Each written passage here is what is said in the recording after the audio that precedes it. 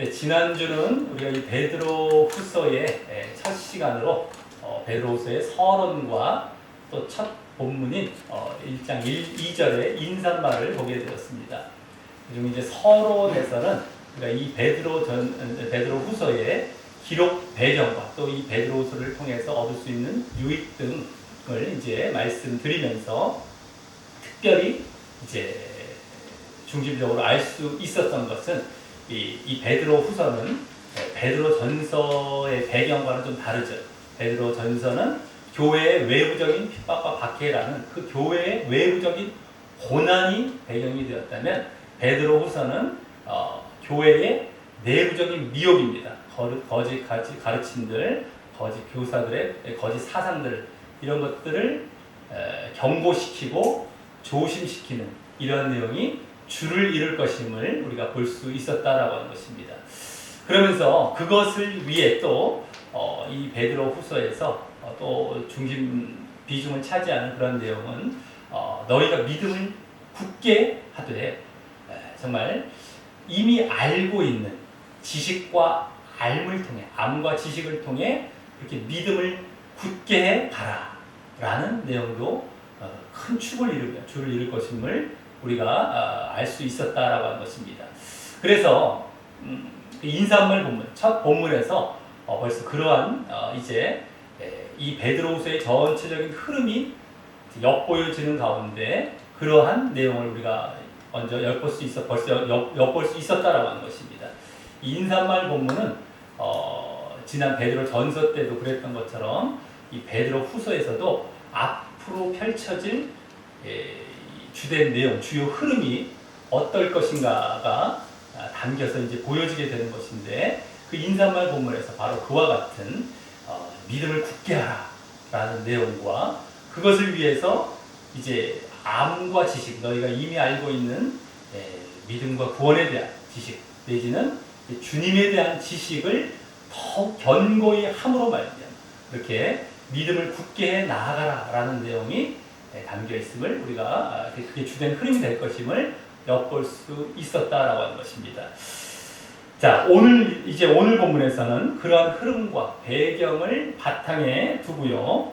이제 본격적으로 이 베드로후서의 내용이 전개가 되게 됩니다. 시작이 되게 됩니다. 그래서 오늘 본문은 2절밖에 안 되는 짧은 본문이지만 이제 1장 중반까지 해서 지금 방금 말씀드렸던 믿음을 굳게 하라라는 내용이 이제 먼저 나오게 되는데요. 그 명령의 이론 부분이 되는 것이 오늘 본문이 되겠다라고 하는 것입니다. 이 믿음을 굳게 하라라는 명령은 이제 1장 중반까지 나오는 이 명령은 하나의 실천 부분이 된다면 그에 대한 이론 부분이 이제 오늘 2절이지만 오늘 본문이 되겠다라고 하는 것입니다. 물론 이 베드로 후서는 베드로 전서와 같이 전체적으로 이론 부분과 이 실천 부분으로 뚜렷하게 나뉘는 것은 아니지만 일단 이 1장 중반까지의 그 믿음을 굳게 하라라는 내용에 한해서 그것을 하나의 실천으로 볼 때 이제 오늘 본문이 이론이 된다라고 하는 것입니다. 자, 그리고 이 베드로가 이와 같이 믿음을 굳게 하라라는 이 명령과 가르침을 1장 이 초반에 이와 같이 기록하고 이제 말씀하는 것은 이제 앞으로 이 베드로후서의 주된 내용이 될 또 다른 이제 주된 내용이죠. 내용이 될 그 거짓 가르침을 조심하라라는 그 명령을 잘 실천하고 이제 그것을 위해 믿음을 굳게 하기 위해 이제 오늘 그와 같이 이 앞부분에서부터 믿음을 굳게 하라라는 내용이 나오고 있는 것임도 우리가 짐작해 볼 수 있는 것입니다. 자, 그럼 오늘 이제 이 베드로 후서의 첫 내용으로서 이 믿음을 굳게 하라라는 이 내용의 마치 이론 부분과도 같은 오늘 본문을 보면서 무엇을 말씀하는지 우리가 확인해 보며 교훈을 얻도록 하겠습니다. 자, 오늘 말씀은 짧아 보이지만 사실 내용은 그렇게 단순해 보이지 않고요. 또 제대로 해석하기도 쉽지 않은 말씀입니다. 그래서 다른 한글 번역본들을 보면 첫 절인 이 3절 같은 경우도 경우 차이가 좀 많이 나게 번역이 되었습니다. 한글 성경들을 보면은 조금 달라 보이게 번역이 된 경우가 많습니다. 그만큼 이제 번역이 이 해석이 이렇게 쉽지 않다라는 것이죠. 자, 그럼 먼저 3절을 보면 크게 상반절과 하반절로 이렇게 나뉘어지고요. 그중 상반절이 메인 문장이 됩니다. 주 문장이 되죠. 그리고 하반절은 그 상반절을 보충하는 문장이 됩니다. 그래서 하반절은 또 하나의 어떤 문장이나 절이라기보다도 그 전치사 구로 상반절에 붙어 있는 형태인 것입니다. 전치사입니다. 원래는 이제 우리 번역은 이제 하나의 문장처럼 되어 있지만 전치사 구죠. 구로 이렇게 붙어 있습니다. 그래서 원래 이제 상반절에서 이제 문장은 끝나는 겁니다. 3절 상반절에서 문장이 끝나고 하반절은 딱 그냥 붙어 있는 거죠. 그걸 보충 설명하면서. 자, 그런데 상반절도 또 맨 앞에 뭐뭐 일진데 뭐뭐에 따라라는 접속사가 종속 접속사죠. 그 뒤에 다른 어떤 주절이 있으면 이건 종속 거기에 딸린 이제 것을 보여주는 접속사 뭐뭐에 따라라는 것이 생략이 되어 있습니다. 그래서 여기 지금 좀 이따가 이제 보게 될 텐데 주셨으니 뭐뭐 하셨으니 뭐뭐에 따라 이제 이겁니다. 이것이 지금 우리 번역에서 보여주는데 그것이 생략되어서 이 3절 상반절 이게 이제 주된 메인 문장인데요. 그 3절 상반절에 또 주절이 되는 것은 바로 4절이 되는 구조인 것입니다. 4절로 들어갑니다. 이게 종속절이 되고 주절은 또 4절입니다. 4절. 그런데 4절 또한 상반절과 하반절로 나뉘어져서 이 하반절이 상반절을 보충하는 형태로 되어 있습니다. 그렇기 때문에 오늘 말씀은 사실 이 3절, 4절 전체가 크게 한 문장으로 이루어진 본문인 것입니다. 그래서 3절이나 4절이나 앞부분이 중요한 것이죠. 상반절이. 그리고 이제 4절은 3절에 이 종속이 되어 있는 겁니다. 3절이 4절에 종속이 되어 있죠. 그리고 이제 둘 다 3절, 4절, 하반절은 그 상반절을 다 보충 설명하는 이런 내용이 되겠다라고 하는 거죠. 뭐뭐에 따라 3절은 계속 그 다음에 뭐뭐 다 4절. 이제 4절이 더 주된 어떤 메인 문장이 되고 이게 이제 종속절이 되고 또 3절, 4절 하반절은 그 앞부분들을 다 보충해주는 이런 형태다라고 하는 것입니다. 그래서 이런 구조를 알고 볼 때 더 제대로 오늘 본문을 해석할 수 있는 것입니다. 자, 그럼 오늘 전체 문장의 이 종속절이자 3절의 메인 그 문장에 해당하는 3절 상반절을 보면 앞서 맨 앞에 뭐뭐 일진데 뭐뭐에 따라라는 접속사가 생략이 되어 있다고 말씀드린 것처럼 3절 중반에 주셨으니 라는 말에서 그 뭐뭐에 따라라는 접속사의 뜻이 여기 뭐뭐 하셨으니 라는 말로 이제 보여지고 있는 것인데요. 그래서 이 3절 상반절은 나중에 주절인 4절의 원인과 출처를 보여주는 내용을 담은 문장인 것입니다. 4절의 원인과 출처죠. 4절의 원인과 출처. 뭐뭐에 따라 하면서 이거 때문에 4절에 이렇게 됐다라고 하는 3절이 원인과 출처입니다. 4절에. 자, 그럼 그 내용은 이제 3절의 그 내용은 상반절의 내용은 그의 신기한 능력으로 생명과 경건에 속한 모든 것을 우리에게 주셨으니라는 것입니다. 여기서 그란 지난주 이 중심이 되었던 그리스도를 말하는 것이고요. 말씀을 잘 보시기 바랍니다. 그 신기한 능력이란 말은 놀랍고 신기한 능력이란 말이 아니고요. 우리 말 번역으로 보면 놀라워, 신기해 이런 걸로 보기 쉬운데 그 말이 아니고요. 원어상 더 정확히 신적인 능력, 신적. 그래서 또 신성의 능력, 신성을 가진 능력, 신적인, 하나님적인 이런 능력이라는 것이죠, 원래. 그래서 그것을 말하는 것입니다. 그리고 그 신기한 능력, 그 신적인 능력이란 말이 주어로서 이제 다음 그 능력이 그의 그 능력이 여기 능력으로라고 했지만 같은 말입니다. 그 능력이 생명과 경건에 속한 모든 것을 우리에게 주셨다라고 하는 것입니다. 여기 생명과 경건에 속한 모든 것은 더 정확히 말씀드려서 뭐뭐에 속한이 아니라 생명과 경건을 향한 모든 것, 생명과 경건에 가까운 모든 것을 말하는 것입니다. 뭐뭐를 향하고 뭐뭐에 가까운, 이건 뭐뭐에 속했다기보다. 물론 이 말도 이제 그 의미를 이제 어렴풋이 알고 있을 수는 있지만 좀 더 분명하게 말씀드리자면 뭐뭐를 향해 간다. 그걸 가까이 나아간다. 생명과 경건을 향해 가까이 나아간다. 이거죠. 그러한 모든 것이라는 겁니다. 그래서 다른 역본에서는요, 다른 한글 역본을 보면 생명과 경건에 이르게 하는 모든 것, 이르게 하는 모든 것, 이렇게 또 생명과 경건에 필요한 모든 것으로 번역한 경우가 이제 나오게 되는데 그것이 더 원뜻에 근접한 것입니다. 뭐뭐에 이르게 하는, 뭐뭐에 필요한 것을 향해 나아가는. 그래서 벌써 생명과 경건에 들어가도록 하셨다라는 그런 의미가 아니란 말이죠. 생명과 경건에 들어가기 위해 필요한 이것을 이제 주셨다라고 하는 것입니다. 거기에 마치 들어간 것 같은 속한이라면 뭐뭐 들어간 것처럼 마치 보일 수가 있죠. 근데 그것이 아니라는 겁니다. 그것은 필요한 것, 아직 들어가고 있는 중이라는 거야. 들어간 것이 아니라 그를 향해 나아가고 있는 그러한 것을 위해 필요한 것을 주셨다는 것. 이겁니다. 그래서 이걸 잘 봐야 되는데 이런 것까지도 우리가 놓치게 되면 또 엉뚱한 방향으로 해석이 나아갈 수 있습니다. 자, 그럼 이때 이 생명과 또 경건이란 말은 무엇을 말할까요? 두 가지가 나오죠.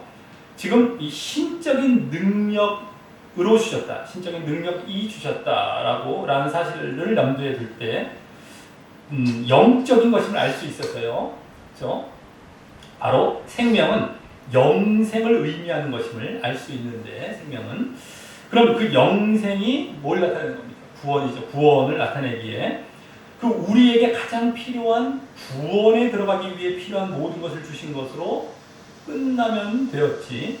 경건은 무슨 의미로서 왜 또 따로 이와 같이 그 구원과 병행하여 말씀했을까요? 이 경건이란 말은 원래 하나님을 두려워함, 신앙심 기쁨을 의미하는 말로 바울의 목회 서신, 디모데서나 이제 디도서 같은 경우를 보면 거짓 가르침에서 나온 방종적이거나 외식적인 삶에 대조되는 하나님을 경외함에서 나오는 거룩한 삶을 나타내는데요. 거룩한 삶입니다. 거짓 가르침은 방종, 외식, 거기서 이제 대조되는 거룩한 삶이죠. 하나님을 경외하면서 나오는 이 거룩한 삶을 나타내는데 여기서도 바로 그런 경건한 삶과 생활을 의미하는 말로 쓰인 것입니다. 지금 경건한 삶이죠. 생활. 그래서 앞서 구원에 들어가는 것뿐만 아니라 이러한 경건하고 거룩한 삶에 들어가기 위해 필요한 모든 것을 주셨다는 말을 그와 동등한, 그 구원과 동등한 비중으로 함께한 것이 되는데요. 이는 왜이겠습니까? 구원과 동등한 그 삶을 함께 이제 같이 이제 비중을 둔 것인데요. 그만큼 우리의 구원은 단순히 이 관념적인 구원이 아니라 삶이 동반된 구원이라는 것을 보여주는 것입니다. 그냥 관념적인 그냥 이렇게 구원 받았다라고 하는 그게 아니라 이 삶이 동반된 구원이라는 것이죠. 즉 거룩한 삶이 있어야 구원을 얻게 되는 것이고요. 또 구원의 조건에는 거룩한 삶이 필요하다는 것을 보여주는 것입니다. 그리고 이러한 구원의 삶이 필요하다라는 모습은 그 구원을 얻기 위한 믿음의 이 삶과 행함이 필요하다라는 것과 같은 맥락인 것입니다. 구원의 그 삶을 같이 동등한 비중으로 말씀하고 있는 것인데요. 근데 그것은 믿음, 삶과 행함, 이건 다 믿음과 관련된 거죠. 그것과도 이제 같은 맥락이에요. 그래서요. 자, 그래서 그 삶과 행함이 믿음 쪽에 붙어서 여기 말씀된 것이 아니라 이번에는 구원 쪽에 붙어 말씀된 것만 좀 다르고 말입니다. 마찬가지입니다. 구원이나 믿음이나 항상 붙어 있는 형태인데 여기서 이제 그 중에서 구원의 그 삶과 행함을 이제 붙여서 말씀한 것이죠. 그리고 그렇다면 이제 이 생명과 경건에 속한, 즉 생명과 경건에 들어가기 위한이라고 했죠. 거기 들어가기 위해 필요한 그 모든 것을 주셨다라는 말은 결국 뭘 주셨다? 믿음을 주셨다라는 말과 동일한 의미가 되는 것입니다. 이 생명과 경건에 들어가기 위한 모든 것. 이것이 바로 믿음이라는 것입니다. 믿음. 믿음을 그래서 주셨다라는 말과 동일한 의미인 것입니다.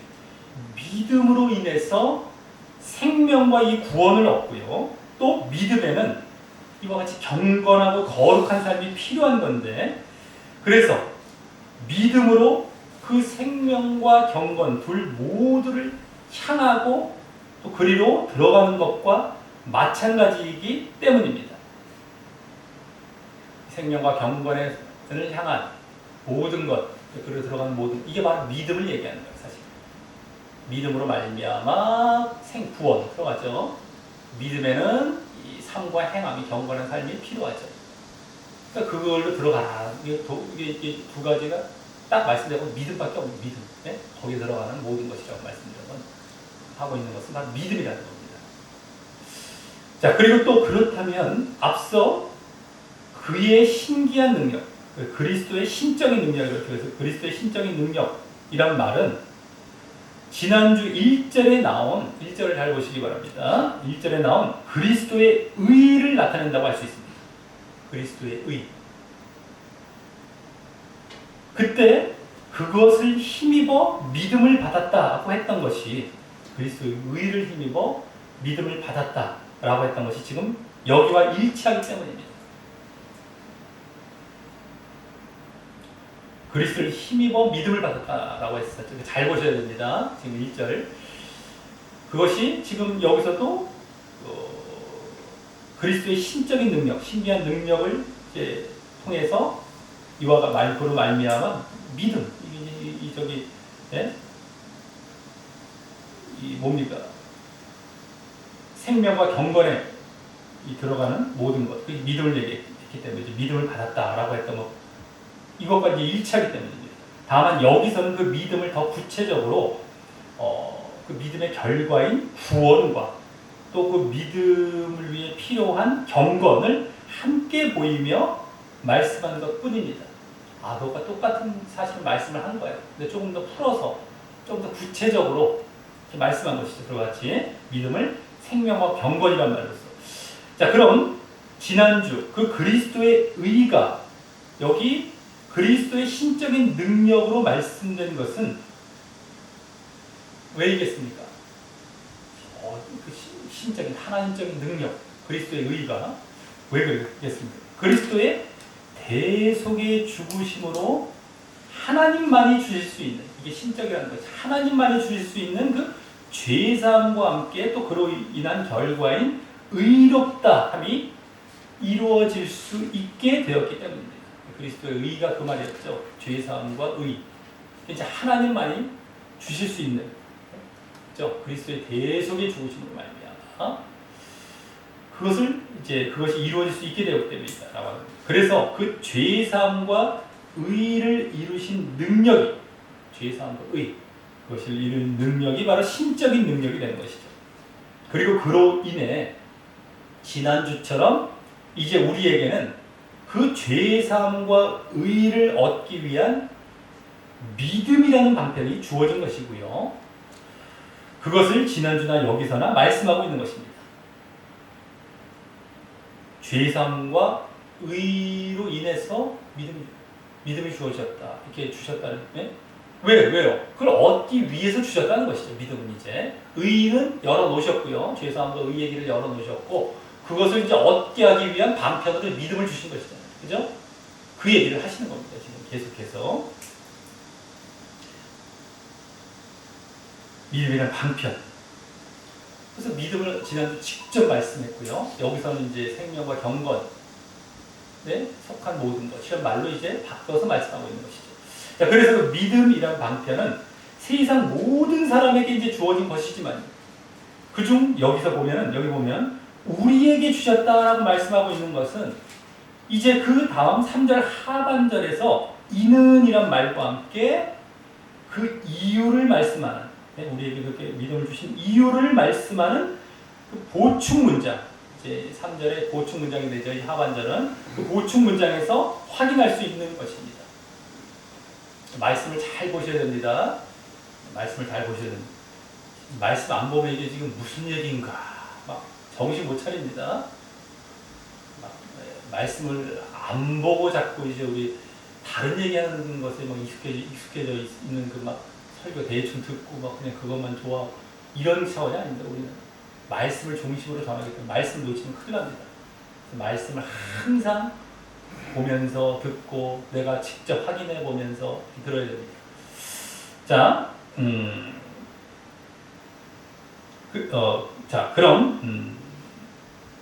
그래서 지난주는요, 이에 대해서는 나오지 않았지만, 믿음을 주신 이유에 대해서 이렇게 나오지 않았었죠, 지난주는. 이제 여기서는 그에 대한 이유까지 이제 밝혀주고 있는 것입니다. 믿음을 주셨다는 얘기는 나왔지만, 그 이유는 안 나왔죠. 근데 여기서 그것까지 밝혀주고 있는 것입니다. 이는이란 말과 함께. 자, 그럼 3절 하반절을 보면, 저 뒤에, 뭐뭐로 말미암음이라 라면서 그 믿음을 주신 이유를 보여주는 표현이 이제 나오고 있는데요. 무엇으로 그럼 말미암았다라고 하는 것입니까? 바로 거기 자기의 영광과 덕으로서 우리를 부르신 자를 알므로 말미암았다라고 하는 것입니다. 이 말씀은 한마디로 자기의 영광과 덕으로서 우리를 부르신 자가 바로 그리스도를 말씀하는 거기 때문에 그리스도를 알므로 말미암았다는 것인데, 일단 여기서 지난주 2절에 나온 알므로 2절 잘 보시기 바랍니다. 알므로라는 말이 또 나오게 된 겁니다. 그리고 이 알미란 말은 지난주 서론 때 이 베드로 후서에서 믿음을 굳게 하기 위해 견고히 해야 할 것으로 자주 나온다고 말씀드렸듯이 이제 또 등장하고 있는 것입니다. 그리고 이 알미란 말은 원어로 명확한 지식이에요. 그냥 지식 정도가 아니라 명확한 지식, 완전한 인식과 인정, 완전히 인식하고 인정하는 것, 명확하게 알려서요, 완전한 인식하고 인정하는 이것을 말하는 것으로서 그냥 아는 정도가 아니라 예수님이 그리스도 되시고 주님 되신다는 사실을 확실히 알고 확실히 고백하는 것까지 내포하는 말인 것입니다. 확실히 안다고, 그럼 고백을 하는 것까지 다 여기 이제 내포된 말이죠. 그래서 그러한 그리스도를 암과 고백을 가진 자들, 그리스도를 분명히 알고 이렇게 고백하는 그리스도라고 이제 고백을 하는 그러한 자들에게 믿음이 주어지는 것은 당연한 것입니다. 그들에게 그게 이제 믿음이 이제 시작되는 것이기 때문이죠. 자, 그런데 여기 그 그리스도를 자기의 영광과 덕으로서 우리를 부르신 자라고 말씀하고 있는 것은 무엇을 의미할까요? 자기의 영광과 덕으로서 우리를 부르신 자라고 말씀하고 있어요. 그리스도를요. 먼저 이 부르셨다라는 것은 항상 믿음을 전제로 말씀하는 것이라고 이제 다른 곳에서도 이제 보았고 이제 알고 있듯이 여기 우리를 부르셨다라는 말도 누구나 부르시는 그 부르심에 우리가 응답했다.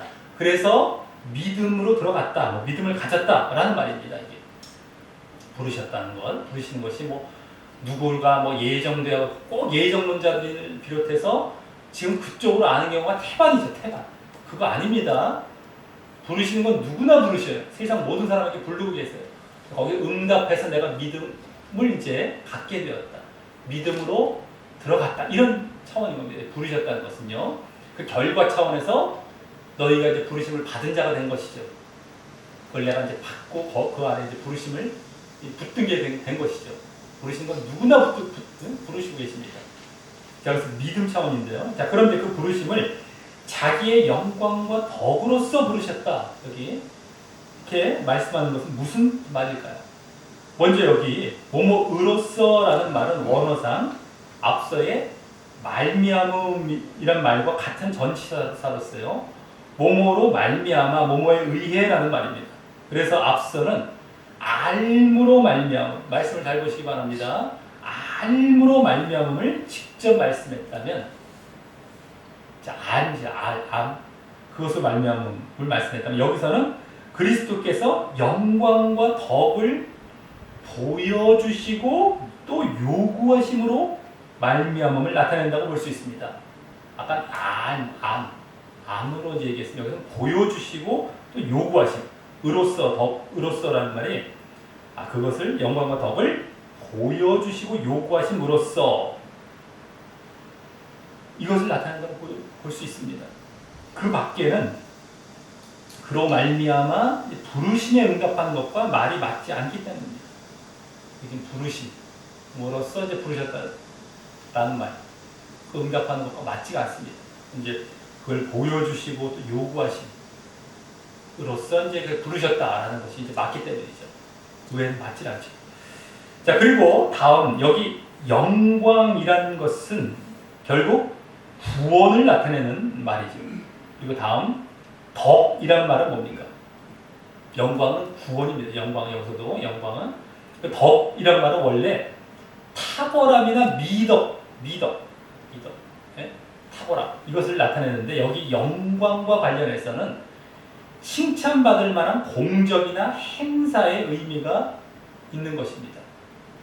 칭찬, 명예로운 거죠. 영광처럼 그런 어떤 공적이나 행사를 칭찬받을 만한. 자, 그럼 그리스도의 그 칭찬받을 만한 공적이나 행사는 대속의 죽으심으로 이루신 구원, 아까 영광, 그 구원 말고 또 무엇이 있을까요? 그 대속의 죽으심을 죽기까지의 순종의 모습이라고 할 수 있습니다. 순종.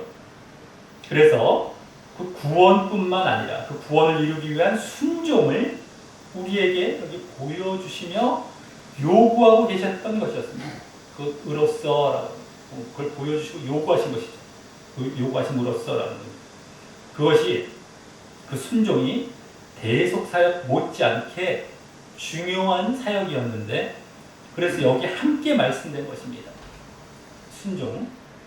그리고 이같이 구원뿐만 아니라 이 순종을 함께 말씀한 것은 앞서 생명과 경건이라는 말에서 보여진 이 구원뿐만 아니라 거룩한 삶을 함께 말씀한 것과 그대로 일치되는 맥락인 것입니다. 구원뿐만 아니라 순종을 함께 말씀한 것. 이것은 저기 영광과 덕이란 말로서 이제 구원과 순종을 함께 말씀했죠. 근데 그것은 앞서 생명과 경건 상반절에서 그 말에서 보여진 생명이 구원이었잖아요. 경건은 거룩한 삶이었죠. 그래서 거기서 구원뿐만 아니라 거룩한 삶을 함께 말씀한 것과 그대로 일치되는 맥락인 것입니다. 여기 구원과 순종, 그때 구원과 거룩한 삶, 그것과 일치되는 겁니다. 그래서 그 생명과 경건에 들어가기 위한 모든 것, 그때 그것이 믿음이었는데 말입니다. 그래서 여기에 영광과 덕도요, 사실 그 믿음을 위해 보이시고 요구하신 것이죠. 믿음을 갖도록 하기 위해. 영광과 덕. 잘 보셔야 됩니다. 오늘 본문이 쉬운 말씀이 아니라고 말씀드렸어요. 잘 보여야 됩니다. 믿음을 위해서, 이렇게, 그래서 아까 부르셨다는 게 믿음이라고 했지 않습니까? 거기서도 일치하고. 믿음을 위해 영광과 덕. 라고 이제, 믿음을 위해서 그 영광과 덕을 보이시고 요구하신 것이죠. 그래서 결국 이 3절 하반절에서 믿음을 주신 이유를 지금 여기 말씀하고 있는데, 그 믿음을 주신 이유는요, 그리스도께서 이러한 당신의 영광과 덕인 구원과 순종을 우리에게 보여주시고 요구하심으로써 우리를 믿음으로 부르신 것을 우리가 명확히 알고, 여기 알이라는 말과 같이 명확히 알고, 그래서 그분을 주님으로 고백함으로 말미암은 것이라는 것입니다. 그 구원과 순종을 보여주셨던, 그리고 요구하셨던 그것을 요구하심으로써 우리를 이제 믿음으로 부르신 것. 그러니까 명확히 알고 받아들인 것이죠, 우리가. 그리고 명확히 알고 주로 고백한 것이죠. 그래서 믿음을 그냥 거저 주신 것이 아니라 이와 같이 우리가 거기에 반응했기 때문이라는 것입니다. 근데 그 내용이 이와 같이 영광과 덕이 중심이 되어서 그걸 보여주시고 요구하신 것을 그게 그대로 이제 반응한 거예요. 부르심에 무슨 믿으라고 했던 그 부르심에 영광과 덕, 구원과 순종을 보여주면서 믿으라 했던 겁니다. 그러면서 부르셨던 건데 우리가 거기에 반응했다는 겁니다. 이게 이제 우리가 믿음을 주신 이유였다. 우리에게 믿음을 주신 이유. 그러니까 상반절만 보고서 잘못 보면서 그냥 믿음은 뭐 누구에게 뭐 거짓 쓱 주었다 이런 말씀이 아니죠. 정확하게 뭐 우리가 반응했다는 것이 여기서 딱 보여주고 인응하면서요. 그래서 믿음을 누구에게나 주시고는 싶으신데 거기에 반응하는 자들이 그 믿게 되는 겁니다. 믿음 안에 들어가는 겁니다. 누구에게나 부르시고 계시고 누구에게나 믿음을 주려고 하고 계신 거예요. 믿음을 갖길 원하고 계신 겁니다. 거기에 우리가 반응을 해야죠. 특별히 여기 영광과 덕이 중심이 되는 그 반응을 보여야 되는 겁니다. 그리스도께서 보이셨던 것을 우리가 그대로 반응한 겁니다. 자, 여기까지 3절이 이 4절에 대한 종속절이었다면 이게 이제 종속절이라고 그랬었죠. 뭐뭐에 따라라는 접속사가 앞에 붙어갖고 이제 하나의 종속절이라고 말씀드렸죠. 근데 이제 이러한 맥락 가운데 이어지는 주절, 종속 딸린 것이 아니라 주된 원래 이제 주절인 4절을 보겠습니다. 4절도 3절과 마찬가지로 상반절이 메인 문장이고요. 하반절은 그것을 보충하는 형태라고 아까 말씀드렸죠. 근데 그 메인 문장은 여기 이로써 그 보배롭고 지극히 큰 약속을 우리에게 주셨다는 거죠. 원래 주셨다라는 것입니다. 거기까지가 이제 메인 문장입니다. 여기 이로써라는 말은 3절의 메인 문장이자 상반절 끝인 주셨으니라는 즉 주심에 따라라는 말과 이어지는 말입니다. 주심에 따라, 뭐뭐에 따라라는 말이 이제 원어에는 맨 앞에 접속사로 붙어 있죠. 원래는요. 어쨌든 주셨으니 뭐뭐에 따라 주심에 따라 그래서 이로써라는 말, 이러므로 이런 말이에요. 그거 그대로 이어지는 이렇게 따라 이러므로 하면서 주절을 쫙 풀어가는 겁니다. 4절에서. 그래서 여기 4절에서도 우리에게 주셨다라는 말이요. 원어상 3절 상반절을 잘 보시기 바랍니다. 거기에 나왔던 그 우리에게 주셨다는 말과 똑같은 말입니다. 원어상 똑같은 말이에요. 우리에게 주셨다는 말이 지금 또 반복된 거예요. 여기 지금 4절 상반절에서도요. 자, 그럼 그 보배롭고 지극히 큰 약속, 그 보배롭고 지극히 큰 약속이란 무엇을 나타내는지 이제 잘 알 수가 있는 것입니다. 바로 3절 상반절에 생명과 경건에 속한 모든 것, 그것을 달리 말씀한 것입니다. 생명과 경건에 속한 모든 것, 그걸 달리 말씀한 겁니다.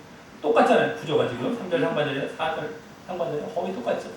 그냥 딱 답이 나오죠. 그 보배롭고 지극히 큰 약속이라는 것은 3절 상반절에 생명과 경건에 속한 모든 것, 그것을 말씀한 것입니다. 달리 이와 같이.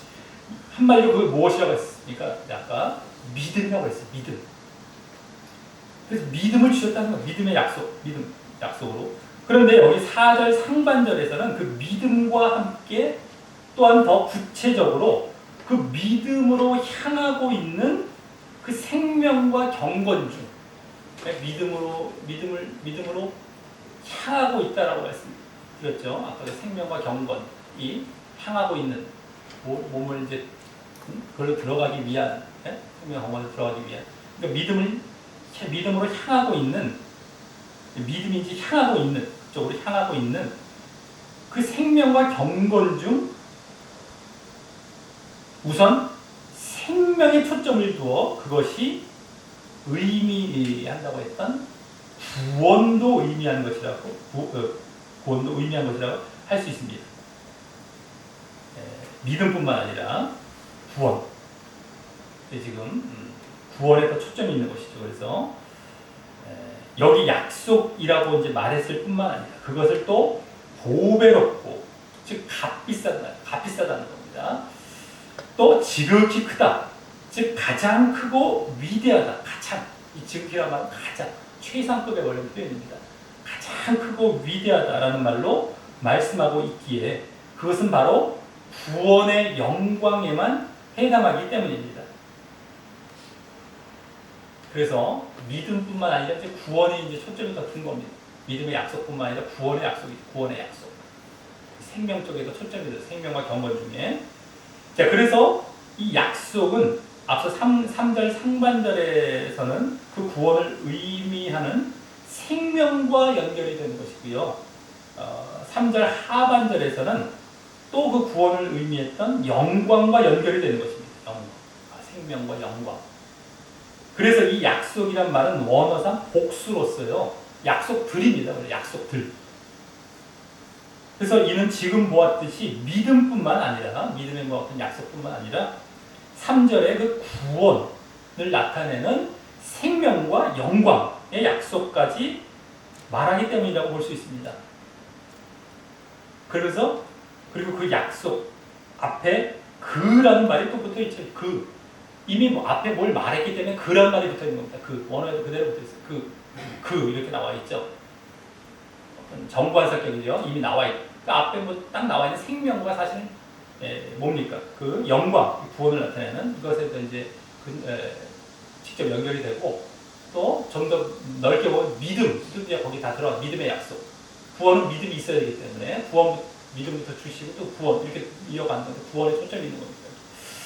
자, 그렇다면 당연히 이제 4절 하반절은 3절 이제 상반절과 하반절에서의 그 나머지인 경건과 아까 생명과 경건에는 이제 경건이 남아 있고요.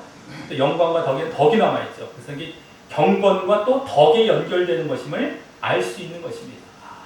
왜냐하면 결과처럼 지금 이 3절이 앞서 말씀드렸듯이 4절의 원인과 출처이고 4절은 3절에 따른 결과와 목적이었기 때문인 겁니다. 주절로서 그 3절의 결과 이제 목적 결과 차원 거예요. 그러니까 이제 3절에서 나온 것이 다시 말씀되는 겁니다. 이렇게. 근데 3절의 그 두 내용, 아까 생명과 경건 내지는 영광과 덕, 그러니까 생명 영광, 경건 덕, 이 두 내용이 4절에서는 이와 같이 각각 상반절과 하반절로 나뉘어 관계됨을 보게 되는 것입니다. 물론 이제 4절 하반절은 4절 상반절을 보충하는 내용이기 때문에 거기 보면 그 보충 형태로서 그 4절 상반절에 그 약속이란 말을 받아서 이 약속으로 말미암아라고 하면서 결국 너희로 뭐뭐가 되게 하려 하셨다라는 식으로 말씀하기도 하면서 그와 같이 그 경건과 덕에 연결된 말씀을 하게 되는 것입니다. 자, 그럼 그 경건과 덕에 연관하여 그 구원의 약속으로 말미암아 무엇이 되게 하려 하셨다라고 합니까? 바로 거기 정욕을 인하여 세상에 썩어질 것을 피하여 신의 성품에 참여하는 자가 되게 하려 하셨다는 것입니다. 그렇죠?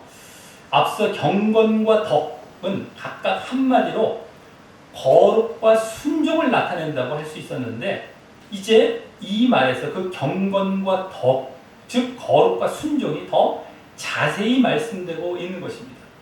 이 정욕을 인하여 쭉 해서 참여하는 자, 뭐 여기까지가 이 거룩과 순종, 경건과 덕이죠. 그 경건과 덕, 거룩과 순종이 더 자세히 이제 말씀되고 있는 것입니다. 경건과 덕과 그래서 연결이 되고 관련이 되는 거죠. 자, 먼저 정욕으로 인해 세상 안에서 썩어질 것이라는 것은 그 정욕과 세상 그리고 또 썩어짐이란 말에서 보여지듯이 정욕, 세상, 썩어짐 이런 말에서 보여지듯이 바로 이 땅과 육신을 좇는 데서 나오는 죄와 또 그로 말미암는 사망과 멸망을 의미하는데요. 썩어짐이라는 것은 멸망과 포함된 원래 원어는 그런 말입니다. 그래서 막 정욕, 세상의 죄, 세상과 막 육신을 쫓으면서 정욕, 죄짓에 사망과 멸망 그래서 일로 그 나아가는 것을 의미하는데요. 그것을 여기 피한다라는 것은 바로 앞서의 덕의 모습과 그것이 나타내는 순종을 보여준다고 할 수 있죠. 순종. 죄를 이제 멀리하고 피하고 이런 모습은 순종이지 않아요. 이제 우리가 순종의 대표적인 모습은 바로 그것입니다. 뭐 거룩과도 그대로 연결이 되죠. 순종이. 어쨌든 순종 보여준다고 할 수 있고요. 또 다음 그로 말미암아 결국 신의 성품에 참여하는 자가 되는 그 모습은 앞서 경건의 모습과 그것이 나타내는 거룩을 보여준다고 할 수 있기 때문입니다. 아까 그 피하는 모습도 사실은 거룩의 모습이지만 그 순종이 먼저 이제 해당이 된다. 이건 이제 거룩이죠. 거룩. 원어에는 또 순서가 바뀌어 있어요. 원래 우리는 이제 번역하다 보니까 이렇게 번역이 됐죠. 그래서 거룩이 먼저 나오고 순종이 또 나오고 이런 식입니다. 앞서 영광과 덕 이게 의미했던 거룩과 순종이 그대로 이제 또 보여지는 겁니다. 이렇게. 자, 여기 이 신의 성품 이제 거룩을 나타내는 이유는 여기 신의 성품을 참여하는 자 이게 신의 성품이란 말은 신의라는 말이 앞서 3절에 신기한이란 말과 원어상 똑같아요. 원어상은 똑같습니다. 그래서 다른 말로 신적인 성품, 즉 성품이란 말도 성향과 본성 이런 걸 나타내요. 그래서 신적인 성향과 본성을 말하는 것이고 그것은 결국 뭡니까? 그 주님을 닮아가는 하나님을 닮아가는 이 성화의 모습이자 그 가장 큰 특징인 성화의 가장 큰 특징인 거룩의 모습이라고 할 수 있는 것이기 때문입니다. 이 말 자체에서 알 수 있죠. 신에서 어떤 신적인 어떤 성향, 그걸 잠깐 닮아가는 겁니다. 참여하는. 자, 그리고 3절의 그 맨 앞에, 그래서 그 3절 맨 앞에 그리스도의 신적인 능력, 아까 신기한 능력을 했지만 원래 신적인 능력은 결국 믿는 자들에게, 신자들에게 이 신적인 성품, 신의 성품, 신적인 성품을 요구하고 가져다 주기 위한 것이었으니 이제 결과적으로 보여지는 것입니다. 신적인 능력으로서 결국 맨 뒤에 나온 게 이거죠. 신적인 성품으로 나오죠. 이걸 가져다 주기 위한 둘 다 신적인 게 이제 공통되고 있잖아요. 그 말. 아까 신기한으로 여기 신의라는 말로 했지만 둘 다 신적인 능력. 그럼 결국엔 신적인 성품을 이제 가져다 주기 위한 것이었다는 겁니다. 자칫 그 신기한 능력이란 말만 보면 선입견을 이제 갖게 되죠. 어떻게 무슨 우리에게 신비한 은혜를 주시기 위한 것, 능력으로 우리에게 보내주시고, 얼핏 보면 이 말씀이 그와 같이 보였거든요. 근데 그렇게 보기 쉽듯이 그런 것이 아니라 이와 같이 우리가 보일 거룩을 위한 것이었죠. 거룩. 그 능력으로서 결국에는 요구되는 우리의 이 거룩을 요구하시는 겁니다. 능력으로 우리가 해주셨다는 게 아니라 우리가 요구하고 있으면 우리가 해야 된다는 거예요. 그리고 나아가도록 하기 위해서 그것을 신적인 능력이 뭐였습니까? 죄사함과 의였잖아요. 근데 이게 결국 거룩이 요구되는 겁니다. 자, 그리고 여기 4절에서만 봐도요. 앞서의 그 믿음과 구원의 약속을 주신 것은요. 그 4절 상반절에서 봤던 그 믿음과 구원의 약속을 주신 것은 그 약속으로 말미암아 즉 약속을 전제 조건으로 하여서 이거죠. 원래 전제 조건으로 하여서 이와 같이 순종과 거룩을 요구하기 위한 것이었음이 보여지는 것입니다. 그것도 같은 맥락이죠. 아까 약속을 주신 것, 믿음과 구원의 약속을 주신 것. 자, 그 이유는 앞서 3절에서 보았듯이 그 순종과 거룩이 보여지는 모습이 결국 바른 믿음, 진정한 믿음의 모습이 되어서요. 그로 인해 구원을 받고 거기에 그 구원에 들어가게 되기 때문인 것입니다.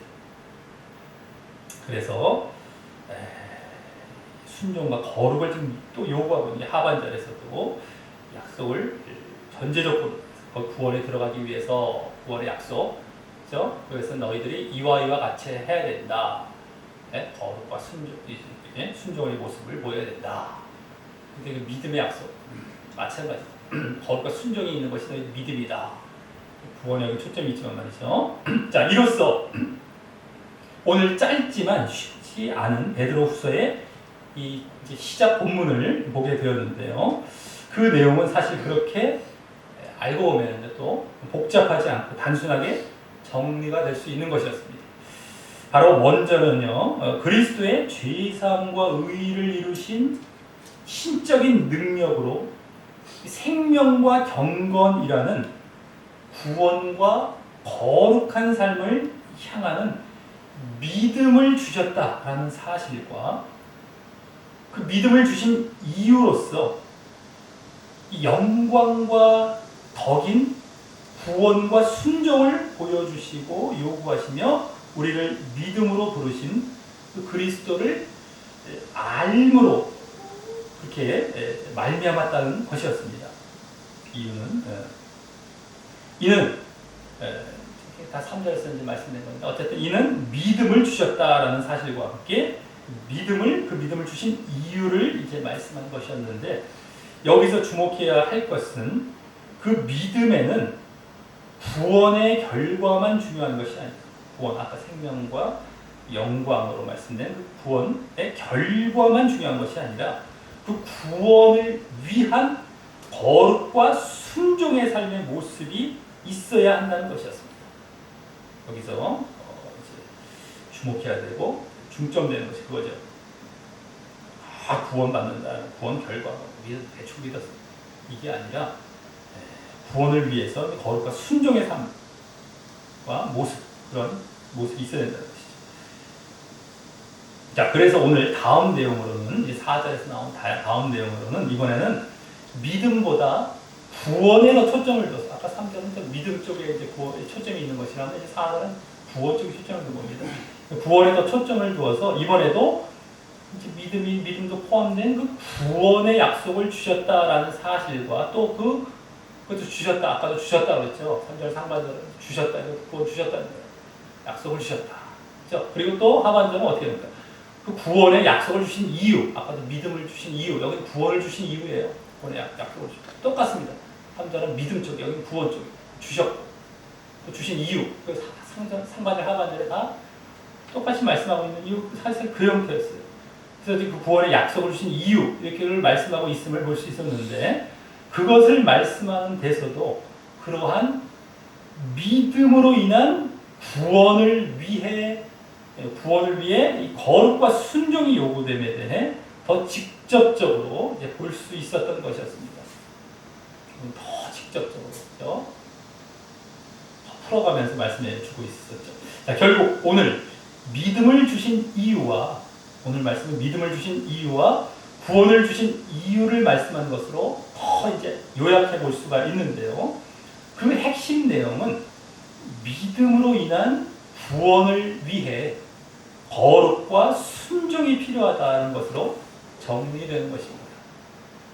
그리고 이 내용이 이제 하나의 이론과 같이 되어서 다음 1장 중반까지에서의 이 믿음을 굳게 하라라는 실천적인 명령에 대한 이론적 뒷받침이 될 것입니다.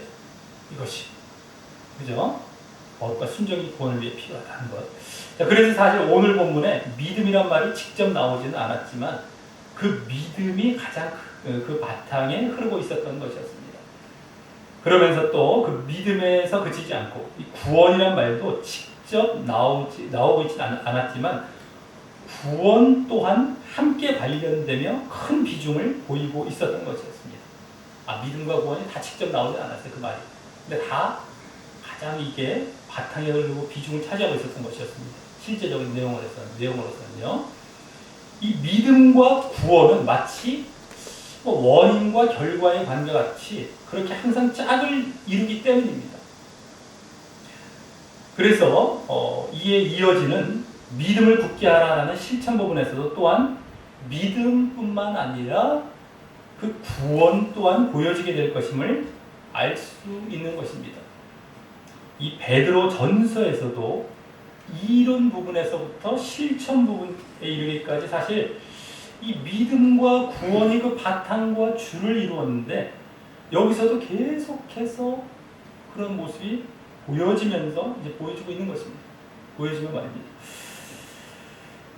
이어지고 있는 거예요. 그 베드로 사도의 관심이 엿보여지는 것이죠. 그건 우리가 그냥 베드로 전서를 그대로 본 겁니다. 다른 것도 없어요. 거기에 딱 발견된 것이죠. 도출되고 발견되고 드러난 것이죠. 그 결국에는 베드로 사도가 믿음과 구원에 그만큼 관심이 있다는 겁니다. 영적인 것이, 그걸 한마디로 영적인 것이라고 할 수 있죠. 다른 거만 말하지 않습니다. 너희들 잘 믿고 정말 구원받아야 하나님 나라. 이거예요. 다른 거 말하는 게 아닙니다. 베드로 사도만 그러겠습니까? 바울 사도도 마찬가지고 다른 사도들도 다 마찬가지입니다. 성경은 결국 그거 말하는 거예요. 그거. 근데 그걸 쉽게 말해서 시시해, 전세나는 것또 반복인가? 이게 지금 사도의 그냥 마음이고 그 자체입니다. 베드로 사도가 지금 그거 한 거예요. 그리고 그건 또 누구의 마음입니까? 하나님의 마음이에요. 그럼 우리는 뭘 알아야 돼요? 반복이 되건 안 되건 그게 중요한 게 아니죠. 그죠? 그게 그만큼 중요하네라는 걸 깨달아야 되는 거죠. 다른 거에 한두 판은 안 되겠네. 이걸 깨달아야죠. 오히려. 믿음과 구원, 이 영적인 것이 초점을 두는 것이 우리의 신앙이 기본이 되어야 되는구나. 얼마나 그게 중요하면 또 강조가 되고 또 바탕이 되고 있을까? 이걸 발견해 가야 되는 것인데 이걸 지식적으로만 알고 껍데기식으로만 받아들이려고 하면 이제 겨우 이제 그 정도로 들어간다. 또 지루하게 또 그건가? 이렇게 받아들이기 쉽죠. 이게 벌써 말씀을 보는 태도가 잘못된 겁니다. 그 말씀을 솔직하게 정직하게 본 것 뿐이고요. 거기에 솔직하게 드러난 그 내용인 거죠. 결과죠. 거기에 우리가 깜짝 놀래야 됐죠. 왜 이래 쓰셨을까 생각해 보면서 깜짝 놀라고 이게 그만큼 중요한 거고 다른 거 자꾸 얘기하거나 다른 거에 초점을 두면 안 되는구나. 뭐 세상 또 관심 두고 구원은 다 끝났으니까 당신을 잘 믿고 있죠. 믿음 끝, 구원 끝이에요. 지금 많은 교회에서 그러고 있습니다. 다 끝났대요. 그리고 맨날 하는 얘기가 뭐예요? 축복 받으세요. 이건 다 됐으니까 덤으로 이것도 받으면 좋잖아요. 말은 그럴듯하다고 그랬죠. 그거 다 거짓입니다. 혼합돼갖고 그거 있을 수 없습니다. 그것은. 말은 그럴듯해요. 사람들은 거기 쏙습니다. 왜? 자기 육적인 상태에 있으니까 쏙아만 넘어가. 그게 거짓이라는 걸 분별을 못해. 저게 있을 수도 없는데. 저거 되지 않는데. 그걸 몰라요. 말은 그럴듯하게 들리는 그 자체에 쏙아 넘어간 거예요. 거짓인데. 이것도 따랐으니 기왕이면 더 있으면 좋잖아요. 일로 지금 들어가는데 이게 되어지지 않거든요. 자기들의 육적인 마음, 이거의 마음, 육의 마음이 있으니까 이거 덧붙이는 거에 안 해! 하면서 쫓아가는 거예요. 이걸 분별을 못합니다, 사람들이. 자기의 마음 상태가 어떤지도 전혀 몰라요. 영적으로 한번 들어와 본 적도 없었을 거예요. 들어와 본 적도 없었을 겁니다. 그러니 이걸 깨달을 수가 없어요. 평생이라도 못 깨달아요. 무슨 자기가 어떤 상태인지 전혀 못 깨달아요. 근데 그대로 가면 어떻게 된다고요? 지옥 갑니다. 100% 지옥입니다. 무시무시한 거, 끔찍한 거예요. 말씀을 제대로 알고 보면 그래도 설마 내가 교회 다니고 믿었다고 믿었는데 지옥은 아니겠죠 하잖아요. 그게 아닙니다. 다 지옥입니다. 그리고 믿음이 없었던 거예요. 결국은 그렇게 가르쳐 놨던 거고요. 우리의 믿음이라는 거, 우리가 영적이라는 것이 어떤 것이라는 걸 알아야 돼요. 영적인 믿음. 거듭났다는 것이죠. 이게 또. 우리가 늘 육과 싸우면서 우리 영적인 것에 늘 우리가 치중해야 되는데 이것을 지금 잘못 지금 만들어 직접적으로 적나라하게 말은 안 해도 다 그 흐름이에요. 따져보십시오. 다 그 흐름입니다. 뭐 받을 것만 뭐 받아라 맨날 축복이 되었잖아요. 약간 틀어갖고 다르게 말할 뿐입니다.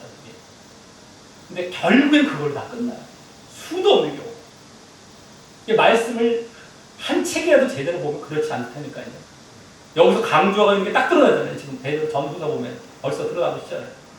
절대 육적인 걸 얘기하지 않습니다. 어느 책을 봐도 마찬가지예요. 그 하나만 제대로 봤었어도 그거 하나만 고민 좀 해봤었어도 이게 빠져나오는데 말씀을 잘라보고 자기 마음대로 갖다 붙여 요리를 해놨으니 육적인 상태 육적인 그런 말씀을 요리를 해놨으니 갖다가 붙여요.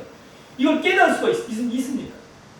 그러니까 다 글로 가는 거 다 그게 맞는 줄 알고 왜 말씀까지 갖다 붙여놨으니 잘라고 붙여놨으니 우리도 말씀 본다 우리도 말씀대로다 이렇게 얘기해버리면 끝나는 거예요. 분별 못합니다. 제대로 본 말씀이 아닌데 어쨌든 이것을 우리는 항상 잊지 말아야 됩니다. 자, 그리고 또 오늘 알미란 말이 다시 나오면서 그것이 이 믿음을 주신 이유의 이 결정적인 모습이 되었는데요. 그죠? 알므로 말미암아 이렇게 하면서 나중에 그죠? 그래서 이제 믿음을 너희들이 이제 네? 주시면 얻게 돼요. 이게 믿음을 믿음과 관련해서 결정적인 모습이 되었는데요. 이를 보면 앞으로 실천 부분에서도 이 암과 관련된 모습이 그 믿음을 굳게 하는데 큰 비중을 차지할 것임도 짐작해 볼 수 있는 것입니다. 지난주 서론 부분에서 말씀드렸던 것과 같이 말입니다. 자, 우리 모두 늘 잘 알아왔던 이 믿음에는 거룩과 순종이 필요하다라는 사실 말이죠. 믿음에는 행함 차원이죠. 거룩과 순종. 그래서 당연히 동전의 양면과 같이 필요하고 당연히 뭐 되어져야 된다. 보여져야 된다. 근데 항상 순서를 잊지 말아야 된다고 했습니다. 믿음은 온데간데 없이 이 행함만 강조하면 이 순서가 바뀐 겁니다. 믿음에서 나온 증거로서의 행함이에요. 그렇죠? 그래서 내가 그 행함이 보이지 않는다. 믿음이 뭔가 틀어져 있는 겁니다. 그걸 점검할 수 있는 하나의 이 증거물이 되는 것이죠. 또 한 거죠. 그래서 그러한 것을 우리가 필요한 사실 우리가 잘 알고 있는데 그거 말고도 오늘 보았듯이 그 거룩과 순종은 구원과도 병행을 이룰 정도로요. 구원에 그게 붙어 있었어요. 병행됐습니다. 그럴 정도로 구원을 위해 필요하다는 사실로도 잘 알고 그러기에 이게 더 사실은 더 우리에게는 뭡니까? 더 아주 그냥 큰 효과가 되는 거예요. 믿음. 왜 행함이 필요할까? 구원을 위한 것이거든요. 근데 여기가 아예 구원에 붙어버렸어요. 이게 행함이. 더 이제 확실한 거죠. 그래서 그 구원을 위해 필요하다는 사실도 잘 알고 그러기에 그 구원을 위해 더욱 우리가 거룩과 순종을 보이는 이러한 진정한 믿음을 갖기를 힘쓰심으로 날마다 더욱 그 신적인 성품에 참여하고 결국 구원의 약속을 성취하게 되시기를 예수님의 이름으로 간절히 축원합니다.